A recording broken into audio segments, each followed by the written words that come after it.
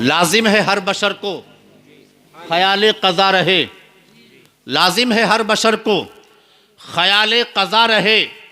हम क्या रहेंगे जब ना रसूल खुदा रहे। जागना है जाग ले अफलाक के साए तले, जागना है जाग ले अफलाक के साए तले।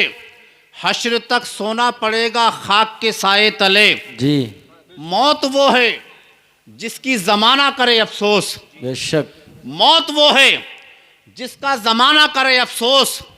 यूं तो दुनिया में सभी आए हैं मरने के लिए, यूं तो दुनिया में सभी आए हैं मरने के लिए।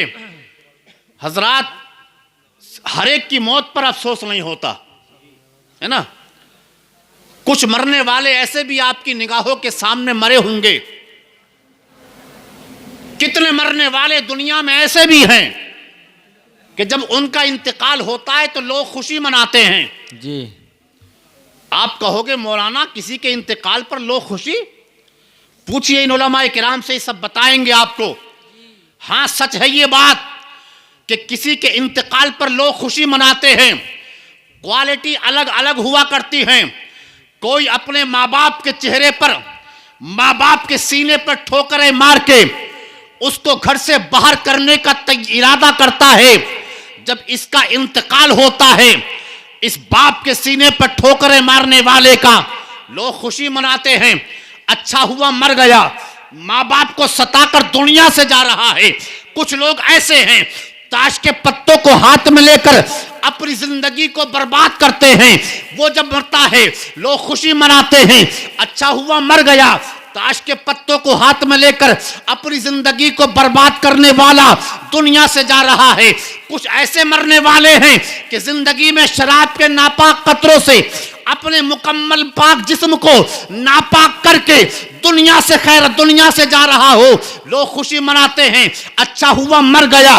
ये शराब पीकर पड़ोसियों को गाली बकता था, शराब पीकर भाइयों को गालियां बकता था, शराब पीकर बाप को गालियां बकता था, शराब पीकर माँ को गालियां बकता था, शराब पीकर बड़ों की बेइज्जती किया करता था, शराब पीकर छोटों पर जुल्म किया करता था।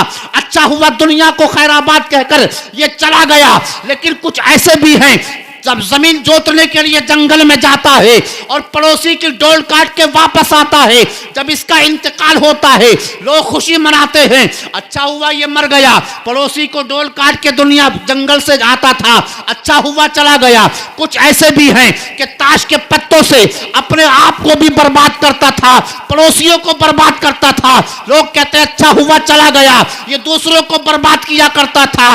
प्यारे, बताना ये चाहता हूं कि हर एक की मौत पर अफसोस नहीं होता।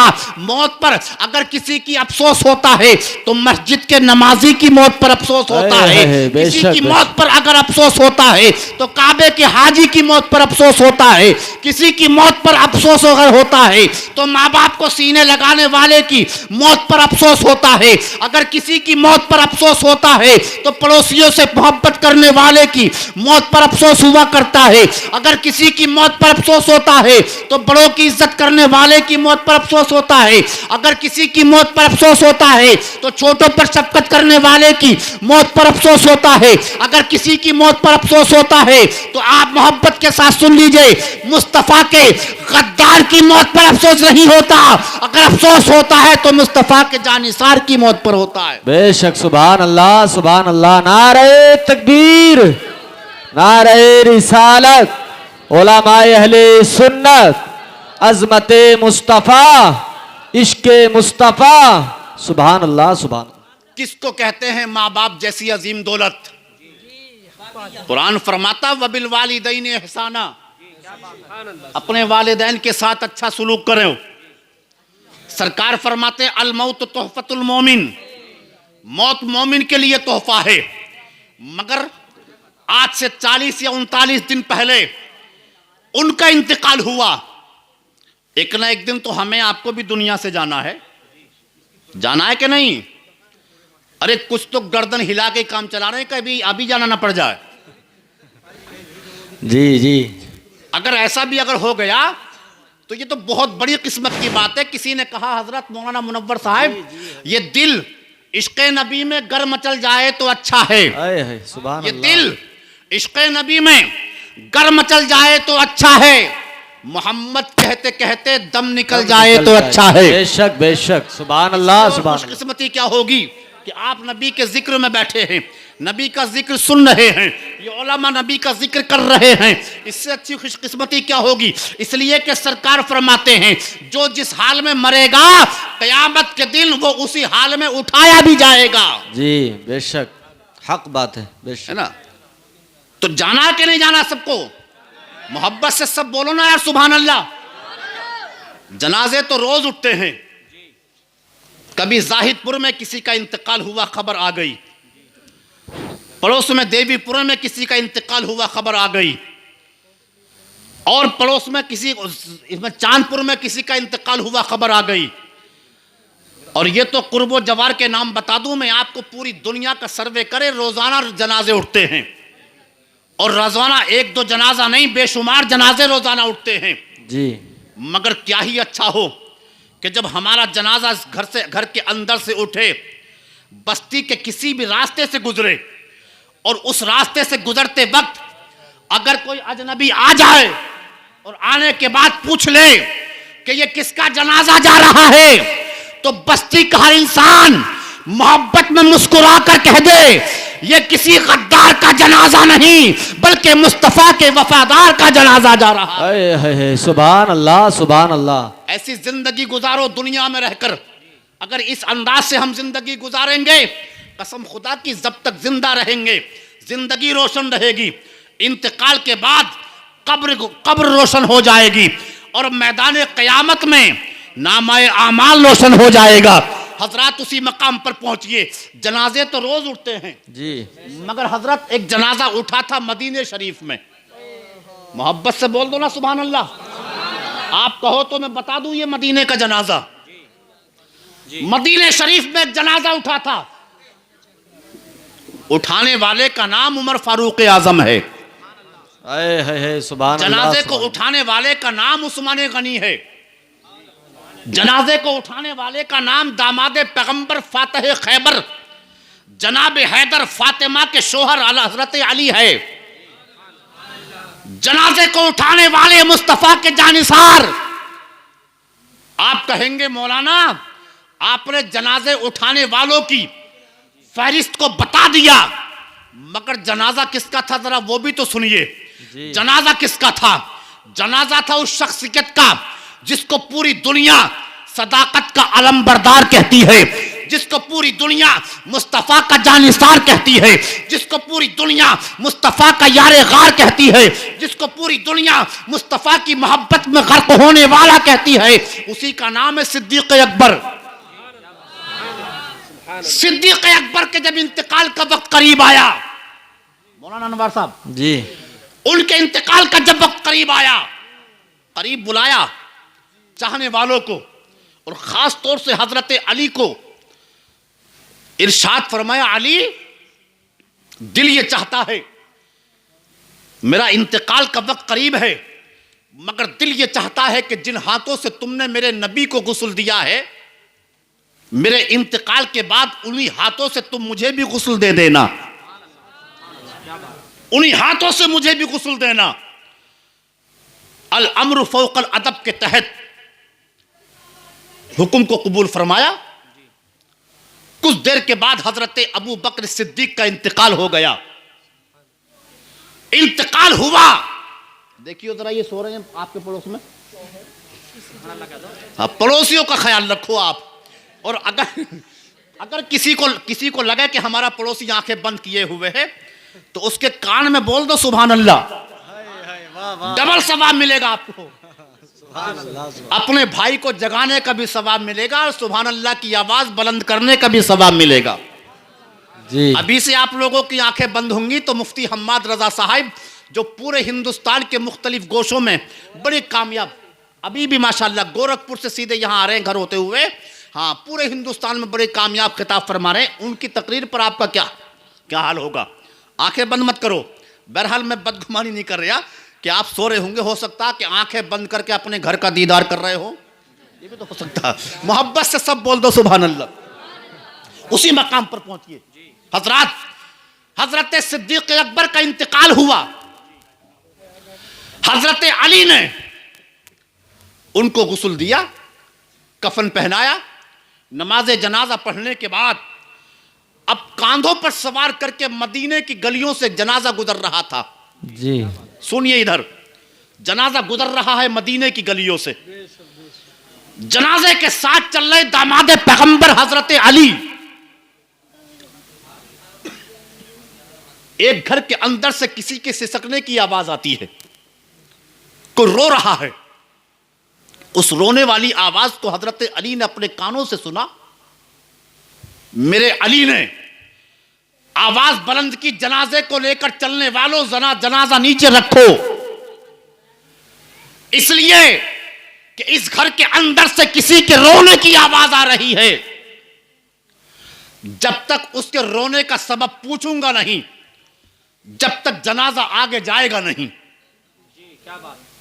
तवज्जो फरमाए जुमले पर आप, जब तक उसके रोने का सबब पूछूंगा नहीं। आज तो हमारा भाई रो रहा है, हमें परवाह नहीं। जी हमारी मां आंखों से आंसू बहा रही है, हमें परवाह नहीं। हमारा बाप तड़प रहा है, हमें परवाह नहीं। हमें पता नहीं कि हमारे बड़े भाई का मकाम क्या है, हम जानते नहीं भाइयों की इज्जत क्या है। और सुभान अल्लाह, ये तो खुश नसीब हैं। हजरत इमाम आजम अबू हनीफा फरमाते, जिस मुर्दा बाप की नमाज जनाजा उसका बेटा पढ़ा देता है, कसम खुदा की, हजरत इमाम आजम अबू हनीफा फरमाते हैं उसके कब्र में पहुंचने से पहले पहले परवरदिगार उसके बाप की कब्र को जन्नत का बागीचा बना देता है। मौलाना कल्ब अली के सातों छोटे भाई, सातों छोटे भाई अभी खुश नसीब हैं, इसलिए कि अगर बाप का साया सर से चला गया तो चला गया, वक्त मुकर्ररा पर वो चले गए, मगर कम से कम अभी बड़े भाई का साया उनके सरों पर मौजूद है। ऐसा है कि नहीं? बेशक। अगर जरूरत पड़ी किसी मशवरे की, मौलाना बिलाल साहब हों या मौलाना अनवार साहब हों, भाई औरों के मैं नाम नहीं जानता, नाम जनवा दो मुझे यहां आके, कौन कौन है क्यों भाई? हाँ, बहरहाल ये सब जितने भी हों, अगर जरूरत पड़ेगी किसी मशवरे की तो बड़े भाई मौलाना कल्ब अली साहब से कहेंगे हमें ये काम करना, आपकी राय क्या है? और अगर जरूरत पड़ गई इन्हें किसी मशवरे की, उस वक्त आंखों से आंसू निकलेंगे, काश मुझसे बड़े मेरे सर पर मेरे बाप का साया होता। खुश नसीब हैं वो भाई जिनके सरों पर बड़े भाइयों का साया है ना? मोहब्बत से सब बोलो सुभान अल्लाह। उसी मकाम पर पहुंचता हूं, जल्दी से बात पूरी कर दूं, ऐसा ना हो कि तकरीर को हजरत की लेट हो जाए। हजरत, जब तक मैं इस घर के रोने वाले की वजह पूछूंगा नहीं, जनाजा आगे जाएगा नहीं। जनाजे को जमीन पर रख दिया गया है और रखने के बाद अब हजरत अली ने जिस घर के अंदर से रोने की आवाज आ रही थी उस घर का दरवाजा खटखटा दिया। अंदर से रोने वाले ने पूछा, कौन है दरवाजे पर? किसने दरवाजा खटखटाया है? इन्होंने कहा, आपके दरवाजे पर दामाद पैगंबर आया है, फातिमा का शोहर आया है, जनाब हैदर के ताल्लुक। हजरत अली ने कहा, मैं अल्लाह रब्बुल इज्जत का बंदा हूं, हैदर मेरा नाम है, अली नाम है मेरा, आपके दरवाजे पर आया हूं, दरवाजा तो खोलो। अब उस रोने वाली ने दरवाजे को खोला और दरवाजा खोलने के बाद फिर उसी जगह पर जाकर बैठ गई। अब हजरत अली ने कहा, क्या मैं अंदर आ सकता हूं? उस रोने वाली ने कहा, आप दामाद पैगंबर हैं इसलिए आ जाएं, फातिमा के शोहर हैं इसलिए आ जाएं, मुस्तफा के जानिसार हैं इसलिए आ जाएं। हजरत अली अंदर गए, देखा निगाहों से, कसम खुदा की। अब उस औरत का सुनिए हाल। उस औरत ने अपनी तकरीबन 6 साल की बेटी को अपनी दाहिनी तरफ बाजू में लिए रखा है और तकरीबन 4 साल के बेटे को अपनी बाईं तरफ बाजू में लिए रखा है, बाईं तरफ बाजू में लिए रखा है। प्यारे, वो बच्ची भी रो रही है, वो बच्चा भी रो रहा है, और ये माँ कभी अपनी बेटी की पेशानी को चूमती है तो रोती है, कभी अपने बेटे को सीने से लगाती है तो रोती है, कभी कभी अपने बेटे को सीने से लगाकर रोती है, कभी दोनों को मोहब्बत के साथ सीने से लगाकर तड़पती है, बिलकती है। तड़पता हुआ अंदाज देखा, बिलकता हुआ अंदाज देखा। हजरत अली ने उस माँ से पूछा था, रोने वाली से, ऐ माँ क्या मैं पूछ सकता हूँ किस बुनियाद पर रो रही हो तुम? इस अनोखे अंदाज से इस बच्ची से क्यों प्यार कर रही हो? इस अनोखे अंदाज से इस बच्चे को सीने से लगा रही हो, वजह क्या है? इतना जब कहा, उस बेवा औरत ने कहा था, ऐ अली 3 साल हो गए हैं मेरे शोहर को इंतकाल किए हुए। कितने? 3 साल हो गए इंतकाल किए हुए, मगर ए अली रो इस बुनियाद पर रही हूं, जिस दिन से मेरे शोहर का इंतकाल हुआ है उस दिन से लेकर आज तक ये मेरे दोनों यतीम बच्चे हैं। इन यतीम बच्चों का ये सिद्दीक अकबर जिसके जनाजे को अपने कांधों पर सवार करके तुम लेकर जा रहे हो, यही वो सिद्दीक अकबर की जात है कि ये सिद्दीक अकबर अपने बच्चों के लिए दस्तरखान बाद में बिछाया करते थे। पहले मुझ बेवा का ख्याल करते थे, मेरे यतीम बच्चों का ख्याल करते थे। अपने आप खाना बाद में खाते थे, पहले मेरे यतीम बच्चों को खिलाते थे, मुझ बेवा का ख्याल करते थे। पानी का नंबर आता था, अपने घर को मशकीज़ा बाद में लेकर जाते थे, पहले मेरे घर में पानी का मशकीज़ा पहुंचाते थे।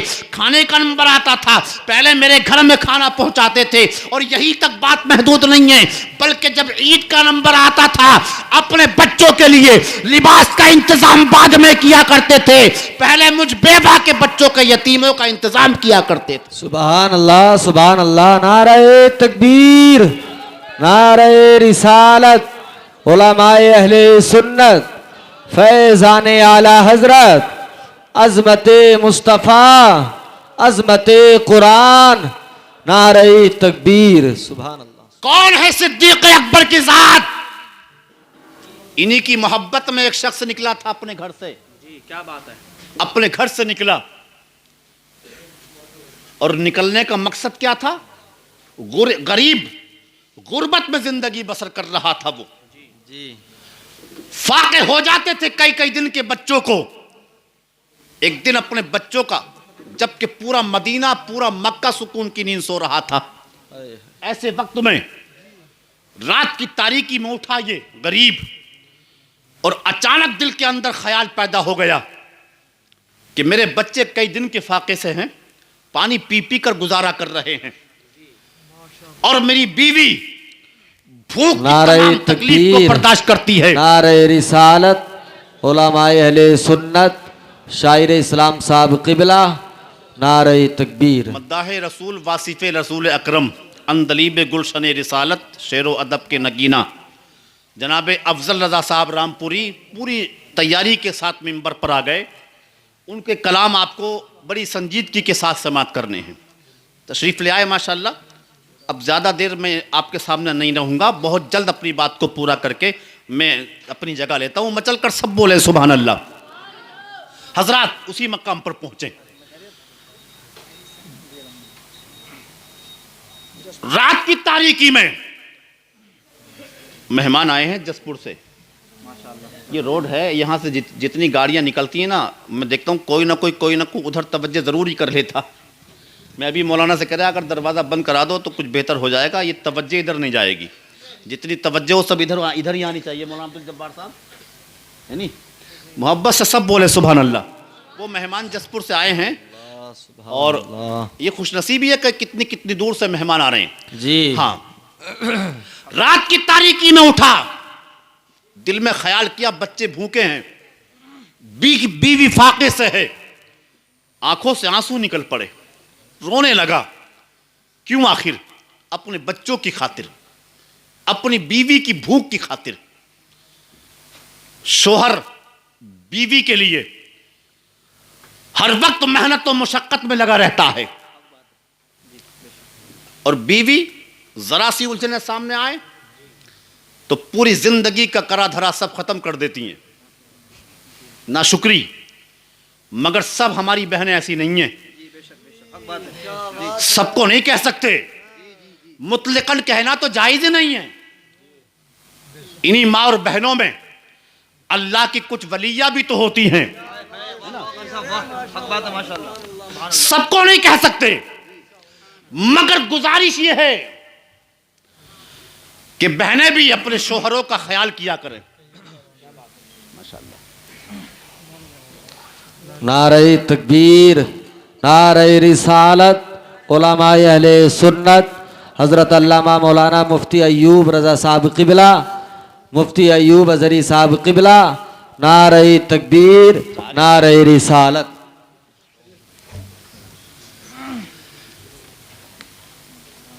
ज़ीनत मसनद इफ्ता हज़रत अल्लामा मौलाना मुफ्ती मोहम्मद अयूब साहिब अज़हरी दामत बरकातुहुमुल कुद्सिया तशरीफ़ ला चुके हैं। नूरानी चेहरे की ज़ियारत कीजिए। इधर अज़ीज़म हाफिज़ मोहम्मद सलमान रज़ा सल्लमहू बहुत अच्छी आवाज़ नाशरी पढ़ेंगे इंशाअल्लाह। मोहब्बत से सब बोल रहे सुभान अल्लाह, सुभान अल्लाह। अबू बकर सिद्दीक किस ज़ात का नाम है ये बता रहा था मैं। हज़रात मुस्तफ़ा जान रहमत सल्लल्लाहु ताला अलैहि वसल्लम के उस मुक़द्दस शहर में आज भी तशरीफ़ फरमा है हज़रत अबू बकर सिद्दीक और नबी के बराबर में जलवगर हैं। हज़रात अब वो नबी का चाहने वाला रात के वक्त में सोच रहा बच्चे भूखे हैं, बीवी फाके से है, रोने लगा, आवाज निकली और जब ये आवाज बुलंद हुई बराबर में सोने वाली बीवी के कान में ये आवाज पहुंची, उठकर बैठ गई और रात के वक्त में बीवी ने शोहर को रोते हुए देखा। अपने शोहर की पेशानी को चूम कर कहा था मेरे सर के ताज। जब पूरा मक्का सो रहा है, जब पूरा मदीना सो रहा है, लोग अपने अपने बिस्तरों में महवे ख्वाब हैं, लेकिन आप रो रहे हैं, रोने की वजह क्या है? इतना जब कहा, इस नबी के जानिसार ने कहा था मेरी शरीके हयात रोने का कोई और मकसद नहीं है, इस बुनियाद पर रो रहा हूं मैं। कई दिन हो गए तुम्हें खाना खाए हुए, भूख की तमाम तकलीफ को बर्दाश्त कर रही हो तुम। कई दिन हो गए मेरे बच्चों को खाना खाए हुए, पानी पीकर जिंदगी गुजार रहे हैं मेरे बच्चे। अगर क़यामत के मैदान में परवरदिगार आलम ने मुझसे सवाल कर दिया कि तुमने हमारी बंदी को भूखा रखा था, अपने बच्चों को भूखा रखा था, तो मैं क़यामत के दिन जवाब क्या दूंगा? हजरात मोहतरम, इतना सुनने के बाद उस वफादार बीवी ने अपने शोहर के हाथों को चूम कर कहा था मेरे सर के ताज, परेशान होने की जरूरत नहीं है, इसलिए कि अगर बीवी आपको दी है तो उसी परवरदिगार ने दी है, बच्चे आपको दिए हैं उसी परवरदिगार ने दिए हैं, और अगर गुर्बत दी है तो वो भी तो परवरदिगार ने दी है। जी, हर हाल में शुक्रिया अदा होना चाहिए। इसी अंदाज में गुफ्तगू आपस में हो रही थी। फजर की आजान मस्जिद से आवाज आ गई, नमाज पढ़ने के लिए गया और नमाज पढ़कर जब वापस आया अपने घर अपनी बीवी को करीब बुलाया और बुलाकर कहा था ऐ मेरी शरीके हयात, अब मैं अपने बच्चों के लिए खाने का इंतजाम करने के लिए जा रहा हूं। उस बीवी ने कहा था मेरे सर के ताज, बुढ़ापे में कदम रख चुके हैं आप, कमजोर हैं आप, किसी के घर जाकर आप मजदूरी नहीं कर सकते, करीब आप ये बताइए कि आप ऐसे हालम में करेंगे क्या? इतना जब कहा तो उस शोहर ने कहा था, उन बच्चों के बाप ने कहा था ऐ मेरी शरीके हयात, कुछ भी हो जाए मगर मैं अपने बच्चों को फाके में नहीं देख सकता, अपनी बीवी को तकलीफ में नहीं देख सकता। आज भी हर बाप का मामला यही है, हर तकलीफ को बर्दाश्त करता है बाप, हर उलझन को सीने लगाता है बाप, हर मुखालिफत का मुकाबला करता है बाप, लेकिन दिल में सोचता है कि सारी मुखालिफतें मेरे सीने पर आ जाएं, ये सब गवारा है, ये सब गवारा है, मगर मेरे बच्चों को कोई तकलीफ हो ये मुझे गवारा नहीं है। आज भी यही सोचता है, आज भी यही सोचता है। हजरात जल्दी से उस शोहर ने कहा मैं जा रहा हूं, कम से कम अगर कुछ भी ना होगा मुझसे तो अपने बच्चों के लिए भीख मांगूंगा, और भीख मांगकर बच्चों का पेट भरने की कोशिश करूंगा। घर से निकला बच्चों की खातिर भीख मांगने के लिए। दरवाजे पर जिसके भी पहुंचता था जाकर सदा लगाता था हमें सिद्दीक अकबर के नाम का सदका दे दो। सुभान अल्लाह नहीं बोलोगे? सुभान अल्लाह, सुभान अल्लाह के नाम का सदका दे दो। जिस दरवाजे पर जाता था उस दरवाजे पर पहुंचकर सिद्दीक अकबर के नाम का सदका मांगता था। इत्तेफाक से मांगते मांगते लोग दे देते थे, वापस आता था, खाते थे, जल्दी से समेट दूं बात। एक दरवाजे पर पहुंच गया जी जिस घर के अंदर सिद्दीक अकबर के नाम से जलने वाले रहते थे। लाओ सिद्दीक अकबर के नाम का सदका। अंदर से जालिम निकला, निकलने के बाद का अपनी जबान से सिद्दीक के नाम को हटा दे, तेरी झोली को भर देंगे। इसने कहा जबान कटा सकता हूं लेकिन नाम नहीं हटा सकता। जोर से, जबान कटाना मंजूर है, नाम हटाना मंजूर नहीं है। इसने कहा तू सच्चा है? कहां सच्चा हूं। अंदर ले आया, लंबा से एक चाकू निकाला, निकालने के बाद कहा अब भी अपनी जबान से सिद्दीक के नाम को हटा दे, वरना इस चाकू से तेरी जबान को काट कर तेरे हाथ पर रख दिया जाएगा। इसने कहा वो कोई और होगा जो अपना ईमान दे देगा, नबी के चाहने वाला, नबी पर जान दे देगा। हमें धमकी देने की जरूरत नहीं है, हम अपने कौल में सच्चे हैं। जबान कटाना मंजूर है मगर सिद्दीक के नाम को हटाना मंजूर नहीं है। बेशक बेशक, सुभान अल्लाह सुभान अल्लाह। जबान काट दी गई, हाथ पर रख दी गई, तंजिया लहजे में कहा गया ले ये है सिद्दीक अकबर के नाम का सदका। हाथ पर रखी कटी हुई जबान को देखता है, मुंह से खून निकलकर लिबास को रंगीन करता हुआ नीचे जाता है। कभी लिबास को देखता है, जबान को देखता है, जब तक तकलीफ बर्दाश्त हो सकी, जब तक कि वरन फिर एक जगह जाने के बाद दरख्त के नीचे बैठा, मदीने की तरफ रुख किया। जब तक बर्दाश्त हुआ करता रहा, मदीने की तरफ रुख करके इसने कहा या रसूल अल्लाह आकर देख लो, या मदीने में बुलाकर देख लो, या रसूल अल्लाह इस बीमार के घर जरा तशरीफ लाकर देख लो। हजरात इतनी सी सदा लगाई थी, मदीने की तरफ रुख करके बेहोश हो गया। मुस्तफ़ा जान रहमत ने सिद्दीक अकबर से इरशाद फरमाया, ऐ सिद्दीक तुम्हारी मोहब्बत में तुम्हारे दीवाने की ज़बान को काट कर उसके हाथ पर रख दिया गया है। अब चलो हम उसकी आयादत के लिए चलते हैं। सिद्दीक चल रहे हैं, मुस्तफ़ा जान रहमत तशरीफ़ ले जा रहे हैं। दोनों के दोनों चले और जाने के बाद जहाँ पर वो पड़ा हुआ था उसके हाथ से कटी हुई ज़बान को उठाने के लिए मुस्तफ़ा ने इरशाद फरमाया, सिद्दीक इसकी ज़बान को उठाकर इसके मुंह में लगा दो। आका मैं मुंह में तो लगा दूंगा लेकिन होगा क्या? मेरे नबी इरशाद फरमाते हैं उठाकर मुंह में लगा दो, लुआब दहन हम लगा देंगे। लुआब दहन लगाना हमारा काम है, शिफा की दौलत अता करना परवरदिगार का काम है। जी जी। सिद्दीक अकबर ने उस कटी हुई जबान को उठाकर उसके मुंह में लगा दिया। मुस्तफ़ा जान रहमत ने लुआब दहन लगा दिया। रब की कुदरत में चल पड़ी। परवरदिगार आलम ने मुस्तफ़ा के लुआब दहन की बरकत से उसकी कटी हुई जबान को शिफा की दौलत से माला माल कर दिया। सुभान अल्लाह सुभान अल्लाह। जी जी। ये एक लंबी गुफ्तगू है, अपनी गुफ्तगू का मैं यहीं पर इख्तिताम करूं, किसी और मौके पर इंशाअल्लाह गुफ्तगू होगी। मैं ज़्यादा मुकर्रिरीन हजरात के बीच ज़्यादा देर तक जो है दीवार बनकर रहना नहीं चाहता। इंशाअल्लाह फिर किसी मौके पर अल्लाह हम सबको अमल की तौफीक अता फरमाए। पूरा मजमा मिलकर बुलंद आवाज़ से हमारी बहनें आहिस्ता आवाज़ में कलमा शरीफ पढ़ने, ला इलाहा इल्लल्लाहु मुहम्मदुर रसूलुल्लाह अस्तगफिरुल्लाह रब्बी मिन कुल्लि ज़ंबिन व अतूबु इलैहि। अस्सलामु अलैकुम व रहमतुल्लाह।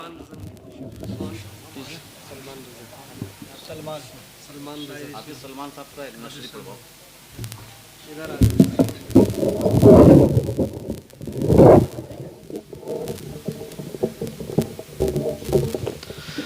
माशाअल्लाह सुभान अल्लाह। देखिए हजरात, अभी आप हजरात के सामने हज़रत मौलाना